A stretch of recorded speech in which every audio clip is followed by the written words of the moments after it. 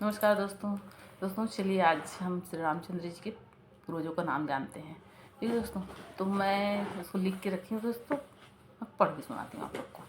ठीक है दोस्तों, तो श्री रामचंद्र जी के पिता का नाम था राजा दशरथ। राजा दशरथ के पिताजी का नाम था राजा अज। राजा अज के पिताजी का नाम था नाभाग। राजा नाभाग के पिताजी का नाम था राजा ययाति। राजा ययाति के पिताजी का नाम था राजा नहुष। राजा नहुष के पिताजी का नाम था अम्बरीषि।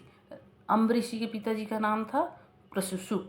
प्रशुशुक के पिताजी का नाम था सिग्रक। सिग्रक के पिताजी का नाम था अग्निवर्ण। अग्निवर्ण के पिताजी का नाम था सुदर्शन। सुदर्शन के पिताजी का नाम था शंखन। शंखन के पिताजी का नाम था प्रविद्ध। प्रविद्ध के पिताजी का नाम था प्रविद्ध के पिताजी का नाम था अंशुमन। अंशुमन के पिताजी का नाम था दिलीप। दिलीप के पिताजी का नाम था भागीरथ। ये वही भागीरथ है दोस्तों जिन्होंने गंगा मैया को पृथ्वी पर लेकर आए थे। और भागीरथ के पिताजी का नाम था कुकुस्थ। कुकुस्थ के पिताजी का नाम था रघु। ये वही रघु हैं दोस्तों जिनके नाम से उनके कुल का नाम रघुकुल पड़ा। और उनके नाम जाए रघुकुल रीत सदा चली आई, प्राण जाई पर वचन न जाए। तो ये चौपाई भी है। और रघु के पिताजी जो थे वो असमंज। असमंज के पिताजी जो थे वो सगर। सगर के पिताजी थे वो असित। असित के पिताजी थे भरत। भरत के पिताजी थे ध्रुसंधि। ध्रुसंधि के पिताजी थे सुसंधि। सुसंधि के पिताजी थे मानधाता। मानधाता के पिताजी थे यूनास।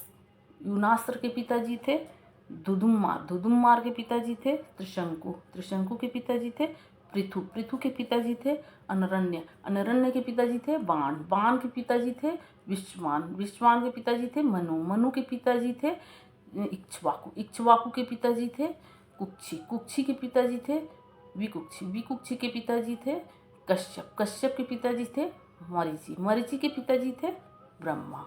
तो ब्रह्मा जी के 39वें पीढ़ी के हैं हमारे श्री रामचंद्र जी। तो दोस्तों ये आप लोग को कैसा लगा आप लोग कमेंट करके ज़रूर बताइएगा। और आप लोग मेरे चैनल को सब्सक्राइब कीजिए और मेरे वीडियो को लाइक कीजिए।